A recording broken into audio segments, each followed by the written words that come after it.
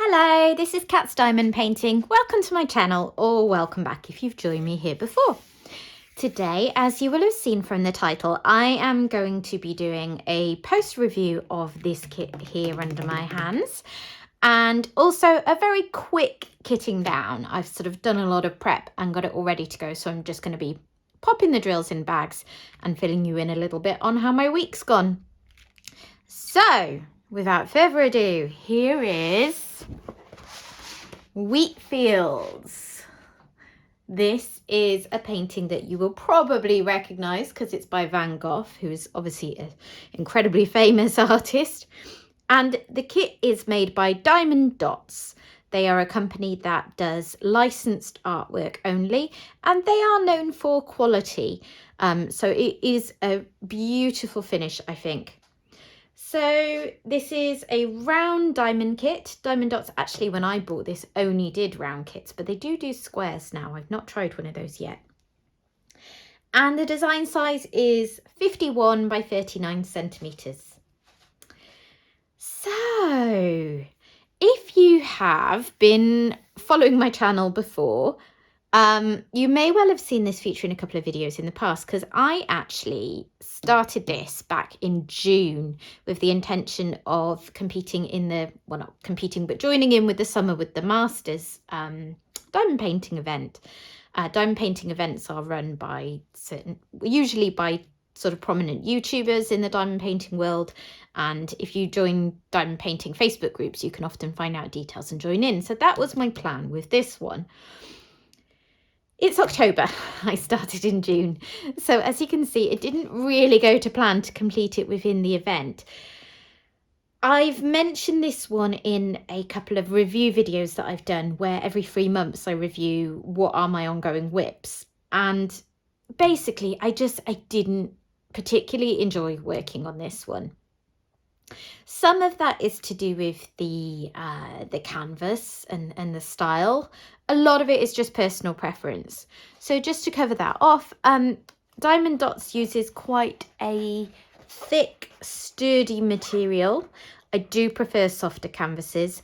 It's not just fussiness, it's also because I work on an easel. Because I have neck and shoulder issues, I can't work flat on a table. So I do need to be able to manipulate the canvas I'm working on, so that if I've worked on a section, I can roll it up, for instance. And that is tough with a thicker canvas like this. They also have, because the canvas has this quite thick woven material, it's not the clearest canvas you'll ever work on. The image, the symbols can be a little bit grainy at times. And if you like using a light pad like I do, you need to turn that right down, otherwise it actually makes it harder to see. On the flip side, the drill quality at Diamond Dotz is brilliant.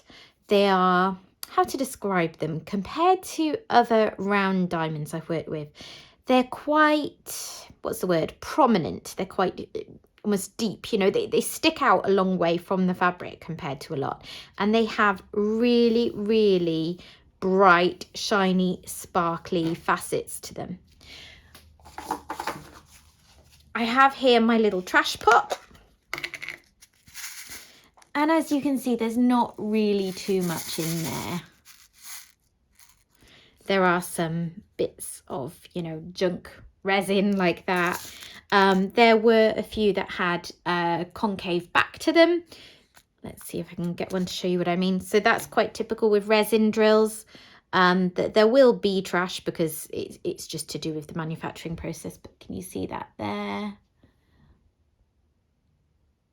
Oh, can't get it to focus on my finger. Never mind. Okay, so concave back, so those ones don't really stick very well to the canvas because there's not enough surface contact.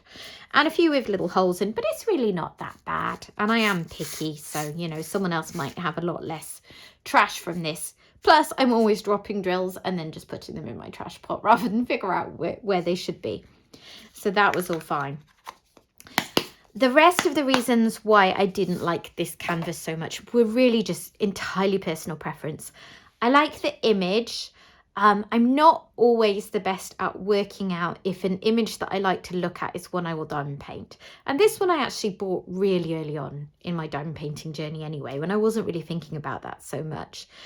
So it's high confetti, but with a lot of the same colours over and over and over again. And I've spoken a lot in the past about how I like colour variation in a painting. So with this one, there was a lot of switching between different drills, but actually it was still just blue, or it was still just green, or it was still just yellow. That is nothing to do with the charting, because that is the image, you know, that needed to be done to put forth the image with the lovely swirly details and the shading. So you don't just have, you know, a block of green. There's obviously detail in a tree. It just, because of my personal preferences, made it a little dull to work on, I suppose. The way I work on diamond paintings is I cover a strip with release papers, and then I either put it away if I'm done, or carry on with another strip. And up until like maybe a week ago, I had done just less than half, because I did a strip, got really bored, put it away for a while, did a strip, got bored, put it away for a while, did part of a strip, got so bored I had to put it away for a while. And then I got it out another time and thought, oh, I'll just chip away at it, just do another couple of squares of release paper. And for some reason that time it worked out fine, and I was not loving it, but I was getting through it quick enough that I could just get it done. So I did the first just less than half between June and October, and then I did slightly more than a half in about 4 or 5 days. So sometimes that's just how it goes. I always liken diamond painting to when I'm reading a book. And sometimes you pick up a book and you know that you want to get to the end, but you just, like, the story doesn't immediately grip you, and you have to kind of keep chipping away, plugging away at it, and then it really ensnares you and you can't put it down. And it's not that I couldn't put it down, but I liked it enough that I wanted to get to the end. So yeah, that's what happened. I think often for me, the halfway point is like psychologically a big difference, because I'm like, oh, I'm near at the end, and every little bit I do now, it's going to make it look so much closer to the end. Anyway, so this is Wheat Fields. I'm glad that I got it done. I didn't want to put it aside and not finish it, because I knew that I really liked the image that was emerging in the bits that I'd done.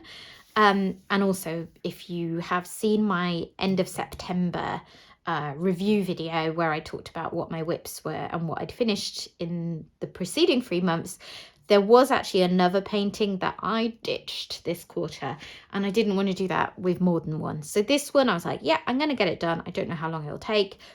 Turns out it was about 4 or 5 days. So I am now going to kit down my drills. I've got plenty of leftover drills. I didn't run out of any, even though some of them, there weren't that many drills in the first place, and they did get a little bit low.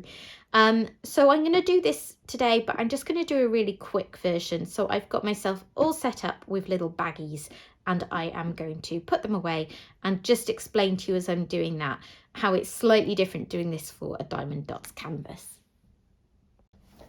I should say as well, before I go any further, it's absolutely not my intention to put anyone off trying Diamond Dotz, because they are a good quality company.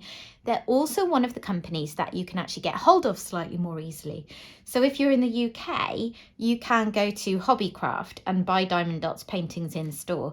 And there's not many places where you can physically buy diamond paintings in the UK. It's usually just online purchasing only.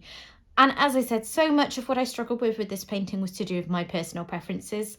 But then when you look at the finished product, it's so lovely and sparkly. They are a high quality product that I would still recommend. Okay, so what I've done is I have got all my baggies ready. These are the selection of baggies of drills where I have previously had Diamond Dotz kits and kitted down, and that colour features again in this painting. And then I've got another little roll of baggies that I've prepared for the rest of them. So One thing that is slightly different about Diamond Dotz, I'll just show you again on here. I'm not sure how well you can see. Let me come up to the camera a bit. If you look at the key there, it looks a little bit different. You might notice that those numbers look very different to the ones that you normally see on a diamond painting canvas. Diamond Dotz, for reasons that I am unaware, have their own numbering system. So where every other company that I've ever done diamond paintings for uses DMC color codes, and then you can tell that, you know, DMC 550 is going to be basically the same color across every company. For some reason, Diamond Dotz do their own numbering. However, there is a way around this, right? This is going to be slightly tricky because the labels on these are a little bit blurry. Oh, they both look like 8128. Right, I'm going to need to use the key on here so I can actually see what I'm looking at. So 8128 is A11. Okay, so it's this one. Right, it's because when I made these labels, I just copied the edge of the painting in my photocopier and then just cut them out.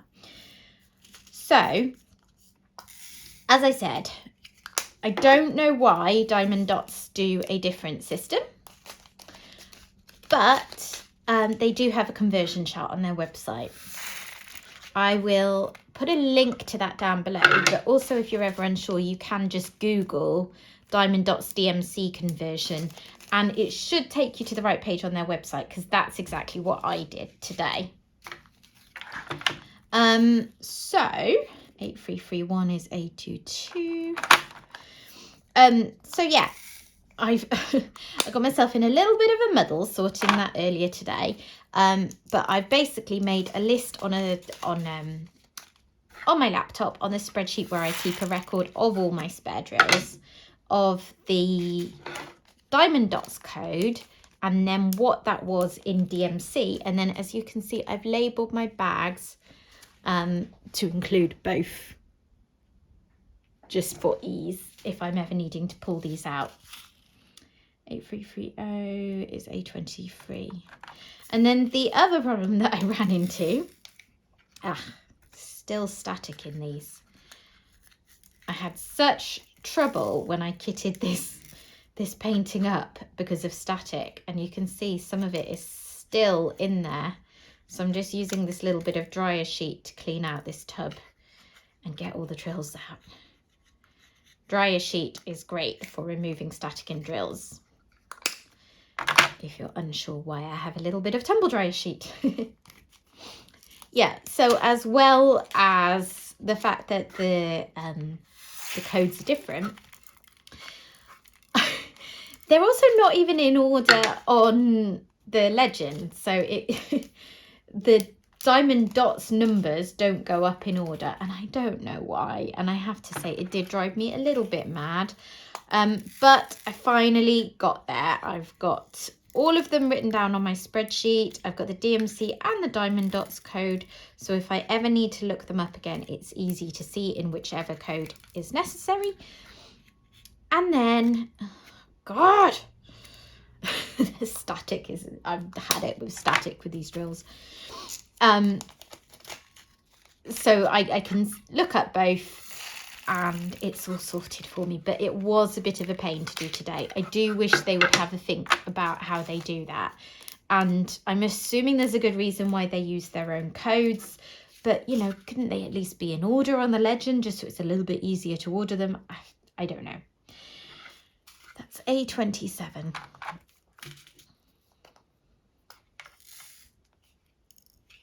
Diamond Dotz, unfortunately, have quite a reputation for static.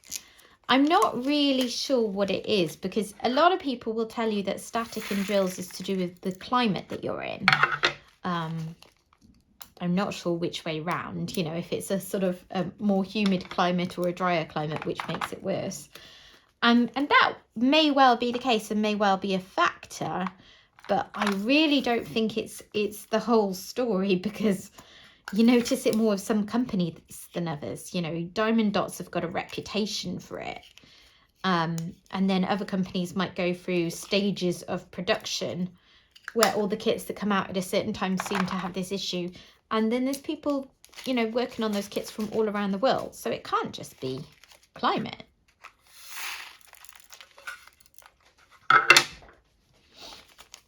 I'm hoping that this won't take me too long to do because A, I'm hungry. I haven't had breakfast today because I often don't, but I've had quite a busy morning, so I'm kind of feeling it. I got up and took my son to school, and then when I came back, oh, don't really need to keep that, do we? Put some washing on, and then I went to Aldi to do some shopping. Spent far too much in Aldi, because I always do. Go there to save money. And then, yeah, just buy loads of stuff. In my defense, I was stocking up a little bit on some things that I've been struggling to get there recently. Like, they have a chicken tikka stir fry pack that my son loves. So it's like marinated chicken, and then there's a little sauce pack that you add in the shopping as well, in the cooking for more sauciness, and then vegetables. So he loves those, and they haven't had them the last few times I've been there, so I got a couple to put in the freezer, and there was a lot of that kind of thing going on. Right, these are all the rest of my baggies where I haven't previously kitted down this colour from another kit, so I'm going to work on them now. You'll notice as well, these are all labelled Diamond Dotz or DD. I do keep my drills separate for different companies, so that if, for instance, I was working on a Diamond Dotz kit in the future and I ran out of colour and I had that in my stash, my first protocol would be to pull out a Diamond Dotz equivalent, because they'll be the closest match. And then after that, I'll look at other companies. So 8259. Right, so yeah, I went shopping and that took a little while. Oh, that's the first one. Because of all the buying of things. And then came home. Well, first of all, I was very unimpressed. I opened the boot of the car and it was entirely full of footballs. Because my husband is the assistant coach for my son's football team. And I think he's currently in charge of taking the balls to and from training and games, which is fine, except they can't live in the boot of the car, because I got there with the shopping and I couldn't, you know, I couldn't fit any shopping in the boot. So, yeah, I'll be gently reminding him not to do that anymore. And then the back seat was also full of stuff, because I love my husband to bits. I am a lucky woman because he is a lovely, lovely man. But if he has one big flaw, it is his messiness. And the fact that he leaves things places and then I think just genuinely never even sees them again. So it's not like he'll notice it later and clean up then. He's oblivious. So yeah, the back seat turned out to be full of rubbish too. So I eventually got the shopping in. And brought that home and sorted things. And then I was getting dinner on for tonight because, well, basically, there's a recipe that we really, really like. And originally the recipe was for Burford lamb shanks. And you would cook lamb shanks, you'd simmer them on the hob in this sauce. These days, my husband is vegetarian and I am nowhere near vegetarian, but I do try to limit my eating of certain meats. And I have gone off having lamb, so I don't eat lamb at all. So what I do is I make the sauce and then I add different things into it.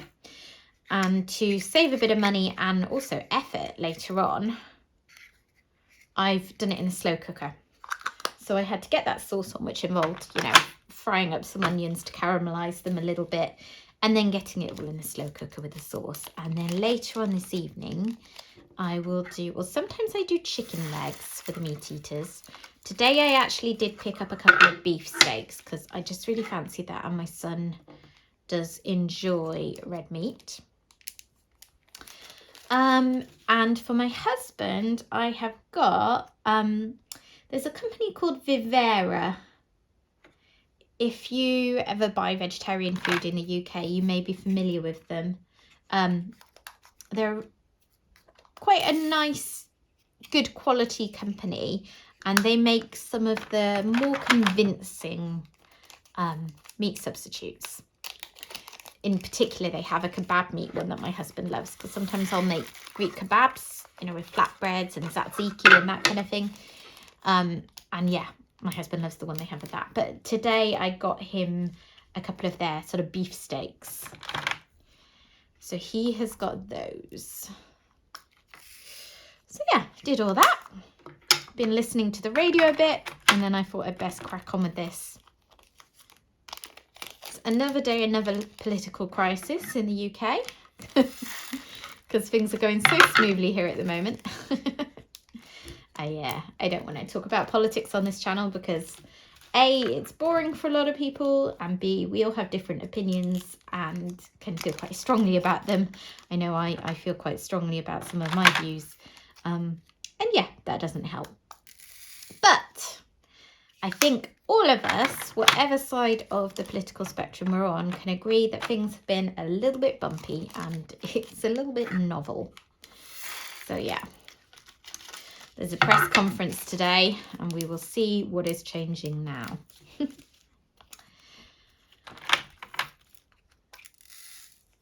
And then it's Friday, so yeah, the weekend's coming up, which means football tomorrow. It usually is football on Saturdays in term time, for my son that is. And after that, my husband, I think, has got tickets for us to go to the Arboretum, which I don't know. I don't know the definition of an arboretum. It's basically a wooded area. So I guess, you know, etymologically that would make sense, wouldn't it? But yeah, they have some sort of autumn fair type thing on, I think. So yeah, we're going to go to that. And they've got activities for kids and they've got food stalls, but I think we will take some food with us to save a bit of money. So that should be nice. And then Sunday we're actually seeing family.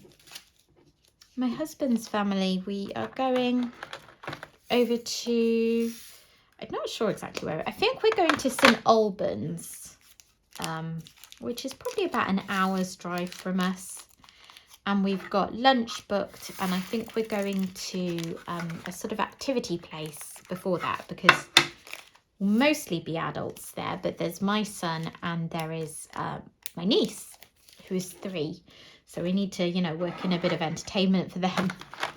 I mean, my son quite likes going out for dinner and he'll enjoy seeing family and he'll take a book and he'll be fine. But yeah, I think my 3-year-old niece, her parents will need some wearing out before having to sit down for dinner for a bit. So that should be nice. It was nice to see family. Next week, I'm hoping to get ahead of myself with filming a bit, because the week after that is half term and I won't be able to film in half term most likely. Unless my son goes out anywhere, you know, if he gets invited for a play date or something. Because I don't film when he's in the house. I think I would feel too self-conscious to do that anyway. Like, my husband knows that I have this channel, but I only film when he's not around because, yeah, I just feel really self-conscious about it. Same reason you're unlikely to ever get me putting my face on camera.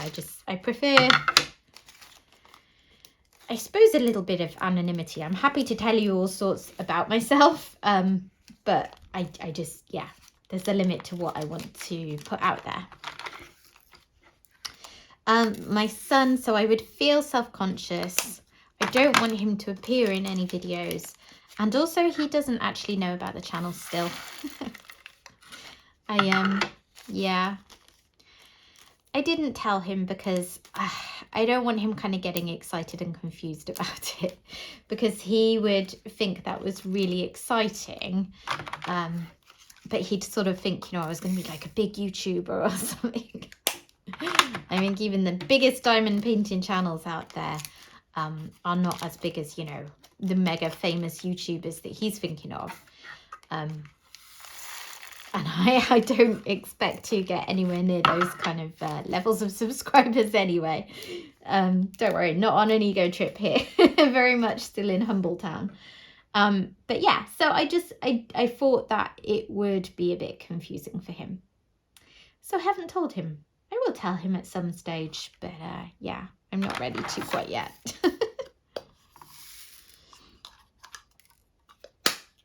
So yeah, I'll get ahead of myself a bit with filming next week, I hope. And then the other thing is I want to do things because I want to do kitting down videos, because I will soon be kitting up a new video. So I need to actually get my storage pots ready to be used.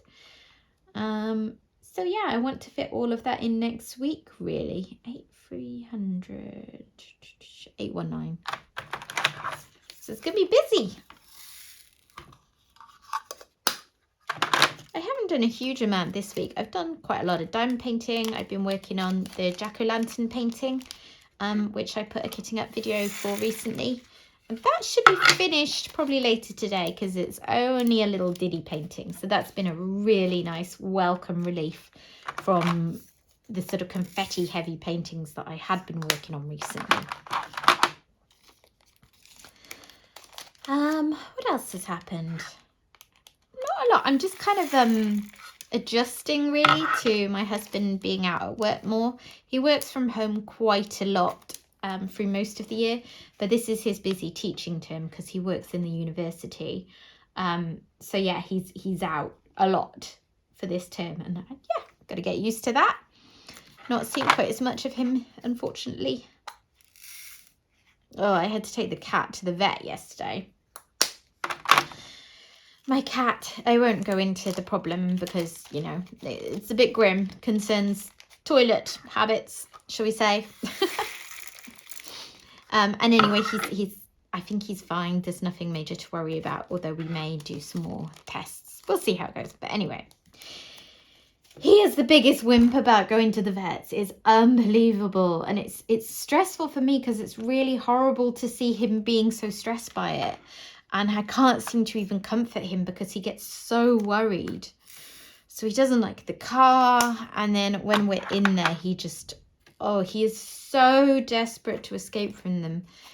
He's not aggressive at all, luckily. So I can confidently say, he won't bite or scratch you unless it's by accident. But it's like he turns to liquid. He's a big cat, so he's got a fair amount of weight to throw around. He's a British short hair, and he's like, and he turns himself into an acrobat. And actually the vet and the nurse who she had to call in to help hold him down so she could check him over, both said they had never seen anything like it. He is one of a kind. Right, I can't find the last one. 8310 726. So yeah, we had that, and now I've got to keep an eye on him, maybe take some samples. He's got a probiotic, and yeah, hopefully he'll be fine soon. So let me just check that I haven't missed anything, but I think that is all of them done. Yes! So that's all done, nice and quick today. I'm just going to take these labels off, but yeah, that's not very interesting for you, so I don't need to do that on camera. But yeah, I thought it would be nice just to have a quick catch up today, and that it has been. So I hope that you've enjoyed joining me for this, and I will see you again soon. Bye!